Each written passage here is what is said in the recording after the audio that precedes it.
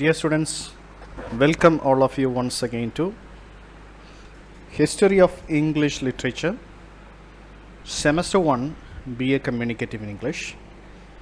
In this video, we are going to analyze the Anglo-Saxon poetry, which is a subdivision in chapter number 2, Anglo-Saxon Literature. പ്രിയപ്പെട്ട വിദ്യാർത്ഥികളെ, B A communicative ഇംഗ്ലീഷിലെ semester 1 അതിലെ English language and literature പേപ്പറിലെ ഒരു important പാർട്ടായിട്ടുള്ള Anglo Saxon poetry എന്ന പാഠ്യഭാഗം ഒരു video ആയി തയ്യാറാക്കിയിരിക്കുകയാണ്. ഇത് text ബുക്കിലെ ചാപ്റ്റർ 2 ആംഗ്ലോ സാക്സൺ ലിറ്ററേച്ചറിൻ്റെ ആദ്യ ഭാഗത്ത് ആംഗ്ലോ സാക്സൺ പോയിട്രിയുമായി ബന്ധപ്പെട്ട് കിടക്കുന്നു. We are going to evaluate a few details about the nature of Anglo Saxon poetry. ആദ്യമായിട്ട് ആംഗ്ലോ സാക്സൺ പോയിട്രിയുടെ സ്വഭാവ വിശേഷതകൾ, അവയെപ്പറ്റി നമ്മൾ അല്പമൊന്ന് അവലോകനം ചെയ്യുകയാണ് ഈ വീഡിയോയിൽ. So there are certain characteristics or certain features of Anglo-Saxon poetry. As I have already told you, Anglo-Saxon poetry is a part of Anglo-Saxon literature, and therefore, in addition to Anglo-Saxon poetry, there is Anglo-Saxon prose. ഞാൻ നേരത്തെ പറഞ്ഞതുപോലെ Anglo-Saxon poetry Anglo-Saxon ലിറ്ററേച്ചറിൻ്റെ ഒരു പാർട്ടാണ്. Poetry കൂടാതെ Anglo-Saxon പ്രോസ് കൂടെയുണ്ട്. അപ്പോൾ നമ്മൾ ഈ വീഡിയോയിൽ ഡീൽ ചെയ്യുന്നത് എൻറ്റയർലി ആംഗ്ലോ-സാക്സൺ പോയിട്രിയെ പറ്റിയായിരിക്കും. The first feature of Anglo-Saxon poetry is the early poetry. The early poetry of Anglo-Saxon literature during the Anglo-Saxon period is or was entirely oral and anonymous. Anglo-Saxon period ആദിമ കാലങ്ങളിൽ Anglo-Saxon പീരീഡിലെ ആദിമ ഭാഗങ്ങളിൽ രചിക്കപ്പെട്ട കവിതകൾ, Anglo-Saxon poems, അത് പ്രത്യേകിച്ചും വായ്മൊഴിയായി കൈമാറ്റം ചെയ്യപ്പെട്ടവയാണ്. അതുപോലെ തന്നെ ഈ കവിതകളുടെ രചയിതാക്കളെ കണ്ടുപിടിക്കുക വളരെ ബുദ്ധിമുട്ടാണ്. രചയിതാക്കളെ കണ്ടുപിടിക്കുക വളരെ ശ്രമകരമായ പ്രവർത്തനമാണ്. നമ്മുടെ സാഹിത്യത്തിൽ, കേരളത്തിലെ നമ്മുടെ പുരാതന സാഹിത്യത്തിൽ തന്നെ നമുക്കറിയാം, അന്ന് ഉണ്ടായിരുന്ന സംഘം പാട്ടുകൾ അതൊക്കെ വായ്മൊഴിയായി കൈമാറ്റം ചെയ്യപ്പെട്ടവയായിരുന്നു. ഇപ്പോൾ ഏതൊരു സമൂഹത്തിലാണെങ്കിലും അവിടെ ഉടലെടുക്കുന്ന ആദിമ സാഹിത്യങ്ങളൊക്കെ അത് വായ്മൊഴിയായി തലമുറയിൽ നിന്ന് തലമുറകളിലേക്ക് കൈമാറ്റം ചെയ്യപ്പെട്ടവയായിരുന്നു. ഉദാഹരണത്തിന് നമുക്കറിയാം ഓണപ്പാട്ടുകൾ. Who wrote it? You don't have any idea. And some anonymous people must have composed it. നമുക്ക് അറിയപ്പെടാത്ത, അല്ല അറിഞ്ഞുകൂടാൻ വയ്യാത്ത, അങ്ങ് ചരിത്രത്തിൻ്റെ നിഗൂഢതയിൽ ആരോ എഴുതിയ പാട്ടുകളാണ് നമ്മളിപ്പം ഈ ഓണപ്പാട്ടുകളൊക്കെ. അതുപോലെ ആംഗ്ലോ-സാക്സൺ സാഹിത്യത്തിൽ, ആംഗ്ലോ-സാക്സൺ കവിതകളിൽ ആദിമകാലങ്ങളിൽ എഴുതപ്പെട്ട ഈ കവിതകളൊക്കെ വായ്മൊഴിയായി കൈമാറ്റം ചെയ്യപ്പെട്ടവയാണ്. അതുപോലെ ഇവയുടെ രചയിതാക്കളെ കണ്ടുപിടിക്കുക അസാധ്യമാണ്. And the second feature of that is the ancient scribes used a primitive alphabet, the letters of which were called runes. But the runes were replaced by the Roman alphabet in the 9th and 10th centuries. ഈ കവിതകളൊക്കെ, ഈ പ്രാചീന Anglo Saxon കവിതകളൊക്കെ രചിക്കപ്പെട്ട ഒരു ഭാഷയുണ്ട്. ആ ഭാഷ റൂൺസ് എന്നാണ് വിളിക്കുന്നത്. അതിൻ്റെ ആൽഫബറ്റ് നമ്മൾ റൂൺസ് എന്നാണ് വിളിക്കുന്നത്. ഇന്ന് നമ്മൾ കാണുന്ന ഇംഗ്ലീഷിലെ ആൽഫബറ്റ്സ് ഒന്നുമല്ല അന്ന് ഉപയോഗിച്ചിരുന്നത്. And the alphabets that what we see nowadays in English are introduced by Romans in the 9th and 10th centuries.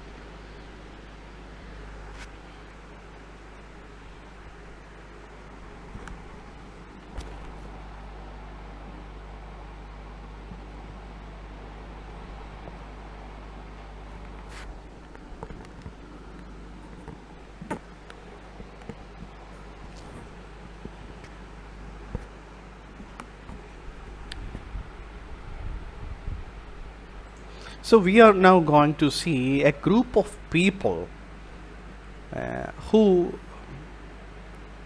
took singing and playing music as part of their profession.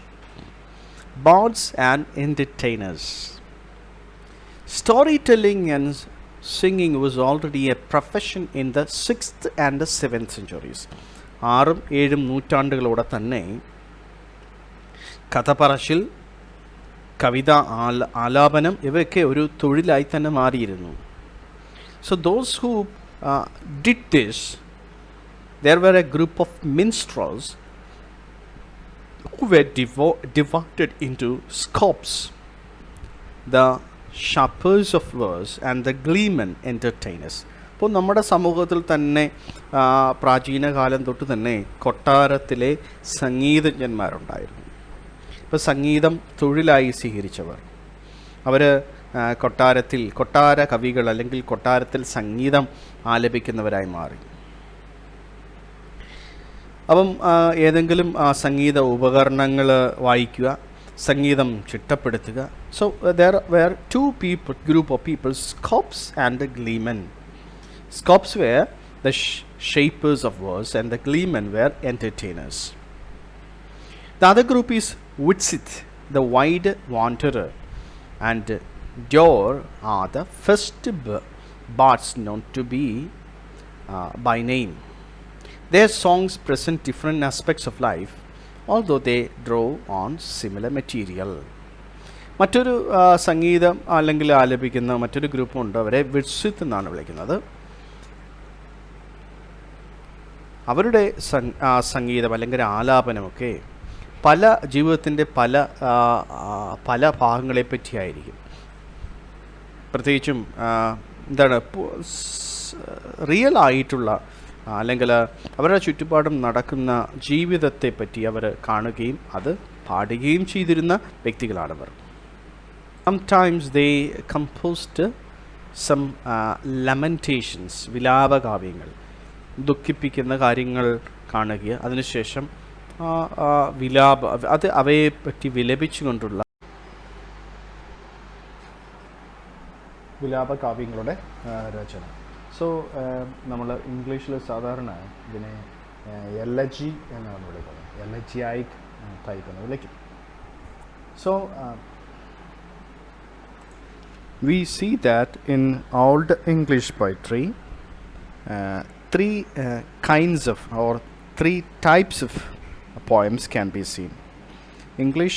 Old English poetry യിൽ മൂന്ന് തരത്തിലുള്ള poetic ജാനേഴ്സ് നമുക്ക് കാണാൻ പറ്റും, അല്ലെങ്കിൽ poetic types കാണാൻ പറ്റും. The first of all, it is heroic poems. Second, elegiac types, and the third is the Christian type of poems. We see that the Anglo-Saxon poetry is a medley of pagan and Christian thoughts. We see that Anglo-Saxon poetry is a mixture of Christian thought and paganism, or paganism and Christian thought. Anglo-Saxon poetry നമ്മൾ ശ്രദ്ധിച്ചു നോക്കിയാൽ കാണാൻ പറ്റുന്ന അതിൻ്റെ ഒരു സ്വഭാവവിശേഷത ക്രിസ്തു മതചിന്തകളും അതുപോലെ ക്രിസ്തേതര വിശ്വാസങ്ങളും അല്ലെങ്കിൽ ക്രിസ്തേതര മതവിശ്വാസങ്ങളും കൂടിച്ചേർന്നാണ് ആംഗ്ലോ സാക്സൺ കവിത ഉണ്ടായിരിക്കുന്നതെന്ന് നമുക്ക് മനസ്സിലാക്കാൻ പറ്റും. There are certain pagan elements. Pagan, I told you before, are religious beliefs other than Christianity, and also Christian ideas or biblical beliefs. As a best example for Anglo-Saxon poetry, we will look into Beowulf, the oldest surviving epic of the Teutons. See, Beowulf is the oldest surviving epic written during the Anglo-Saxon period. Anglo-Saxon സാഹിത്യത്തിൽ ഏറ്റവും ഉന്നതിയിൽ നിൽക്കുന്ന അതുപോലെ ഏറ്റവും പുരാതനമായിട്ടുമുള്ള ഒരു കാവ്യ സൃഷ്ടിയാണ് ബിയോവുൾഫ് എന്നുള്ളത്. So as the oldest surviving work of Anglo-Saxon literature, we will look into Beowulf closely. So based on the work Beowulf, we will try to evaluate the Anglo-Saxon period. Anglo-Saxon പീരീഡിനെ നമുക്ക് ഈ ഒരു വർക്കിൻ്റെ കോണ്ടക്സ്റ്റിൽ ഒന്നുകൂടെ ഒന്ന് നോക്കാം. So Beowulf is the oldest surviving epic poem in the English language. English ഭാഷയിൽ തന്നെ ഏറ്റവും പുരാതനമായിട്ടുള്ള, ഇപ്പോഴും നിലനിൽക്കുന്ന, ഇപ്പോഴും നമുക്ക് ലഭ്യമായിട്ടുള്ള ഒരു എപ്പിക് പോയമാണ്, ഒരു മഹാകാവ്യമാണ് ബിയോവുൾഫ്. It was written in Old English, the language of the Saxons. As we have seen, the language of the Saxons, Anglo-Saxons, is used here. And it was composed as early as 700, that means AD 700, and evolved through many retellings before it was written down. So initially, when it began, it was orally transmitted, and later only it was written. It was composed in a written form. 700 AD 700 അടുപ്പിച്ച് അല്ലെങ്കിൽ AD 700 ഈ ബിയോൾഫ് എന്ന EPIC poem ഉണ്ടാക്കപ്പെട്ടത് അല്ലെങ്കിൽ എഴുതപ്പെട്ടത്.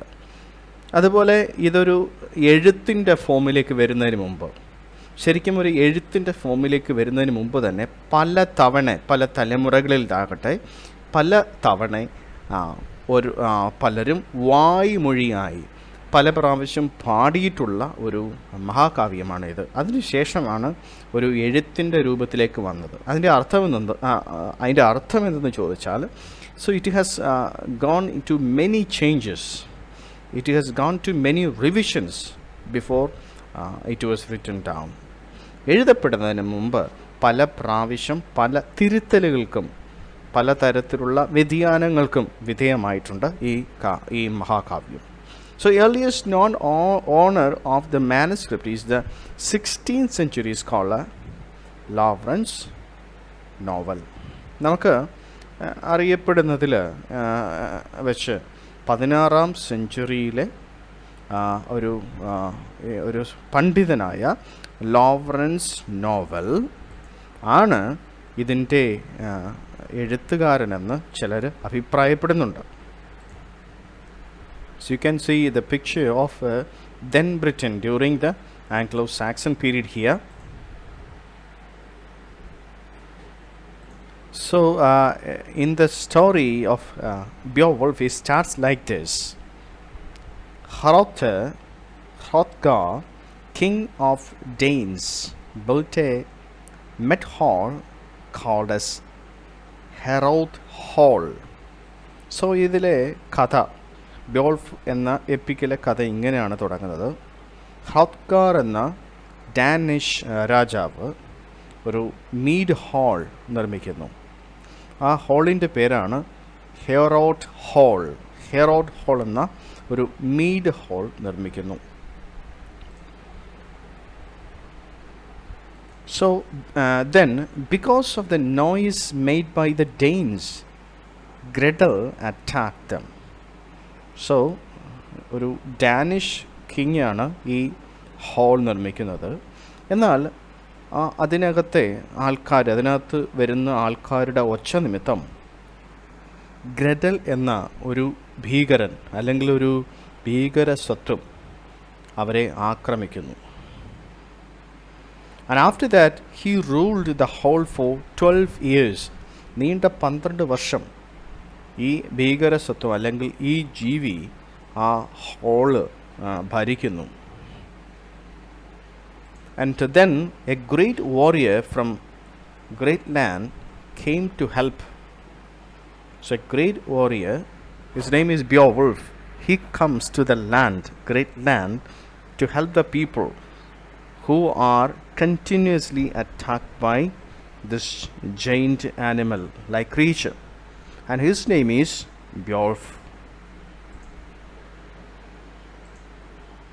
And thereafter we see the fight between Beowulf and Grendel. There is a great fight between Beowulf and Grendel, and Beowulf succeeded in defeating ഗ്രൻഡലിനെ പരാജയപ്പെടുത്തുന്നു. ബിയോൾഫ് ഗ്രൻഡലിനെ പരാജയപ്പെടുത്തുന്നു. He get Grendel's severed arm and saved as his trophy. ഈ പൈശാചിക ജന്തുവിൻ്റെ ഗ്രൻഡലിൻ്റെ കൈ മുറിച്ചു മാറ്റുകയും തൻ്റെ വിജയാഘോഷമായിട്ട് ഈ കൈ പിടിച്ചുകൊണ്ട് നടക്കുകയും ചെയ്യുന്നു.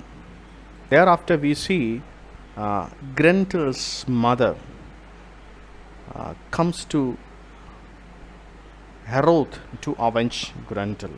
തൻ്റെ മകനെ കൊലപ്പെടുത്തിയതിൻ്റെ പ്രതികാരം വീട്ടാനായി ഗ്രൻഡലിൻ്റെ മാതാവ് അവിടെ കടന്നു വരുന്നു.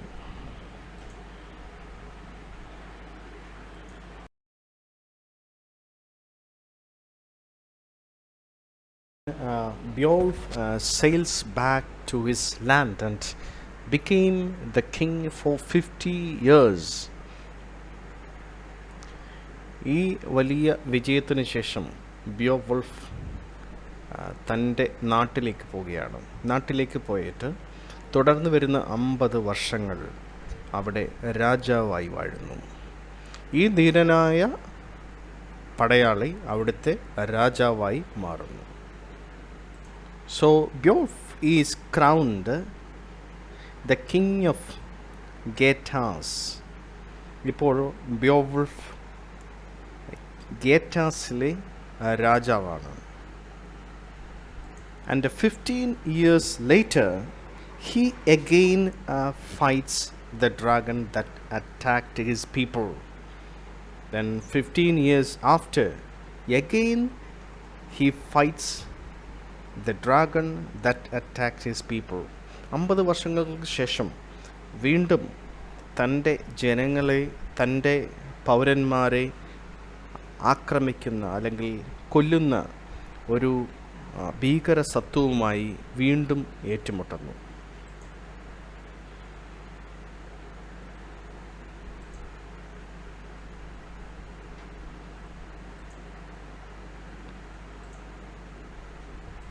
And in that battle, Bjorf was able to kill the dragon.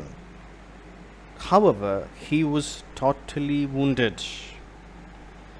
He could kill the dragon, and during the fight, he himself got wounded. And the poem Beowulf concludes with the cremation of Beowulf. And through the war, through the fight, after getting serious wounds or mortal wounds, Beowulf succumbs to death. And the story of Beowulf ends with the great leader's cremation. ഈ കഥ അവസാനിക്കുന്നത്, ബിയോൾഫ് എന്ന കഥ, legendary story അവസാനിക്കുന്നത് യുദ്ധത്തിൻ്റെ അവസാനം വളരെ അധികം ഗൗരവമായ പരിക്കുകൾ ബിയോൾഫിനുണ്ടാകുകയും ആ പരിക്കുകൾ നിമിത്തവും അദ്ദേഹം മരിക്കുന്നതും അതുപോലെ തൻ്റെ ശവസംസ്കാരത്തോടൊപ്പമാണ് ഈ എപ്പിക്ക് അവസാനിക്കുന്നത്. Beowulf epitomizes the early English ideal of courage and nobility. We can see that the great epic Beowulf epitomizes the early English ideal of courage and nobility. ആ സമയങ്ങളിൽ, പ്രത്യേകിച്ചും ആംഗ്ലോ സാക്സൺ സമയങ്ങളിൽ, ആദിമ ഇംഗ്ലണ്ടിൽ നിലനിന്നിരുന്ന ചില വിശ്വാസങ്ങളായിരുന്നു ധീരതയെ അന്ന് വളരെയധികം പ്രകീർത്തിച്ചിരുന്നു. അതുപോലെ രാജകീയ സ്വഭാവം, ഇവയെ രണ്ടിനെയും വളരെയധികം പ്രകീർത്തിക്കപ്പെട്ടിരുന്നു. The critic Compton Rickett has commented, what Achilles is to the Greek, Romulus to the Roman, Beowulf is to the Englishman. വിമർശകനായ കോംപ്റ്റൺ റിക്കറ്റ് ഇങ്ങനെയാണ് പറയുന്നത്, ആച്ചിലസ്, മഹാധീരനായ ആച്ചിലസ് എങ്ങനെയാണോ ഗ്രീക്കിൻ്റെ ഏറ്റവും ധീരനായ രാജാവായി മാറിയത്, അതുപോലെ റോമക്കാരുടെ ഏറ്റവും ധീരനായിരുന്ന റോമുലസ് എങ്ങനെയാണോ റോമക്കാരുടെ ധീരനായി മാറിയത്, അതുപോലെ തന്നെ ബിയോൾഫും ഇംഗ്ലീഷുകാരുടെ വലിയ ധീരനായി മാറി. Dear students, in this video we were looking into the early poetry in English literature, that was Anglo-Saxon poetry, and we have seen the background of the Anglo-Saxon poetry, and also we have analyzed the first and the foremost epic poem in the Anglo-Saxon period, that is Beowulf. Hope that all of you understood the video. We'll come with the other part of the video. Until then, goodbye to all.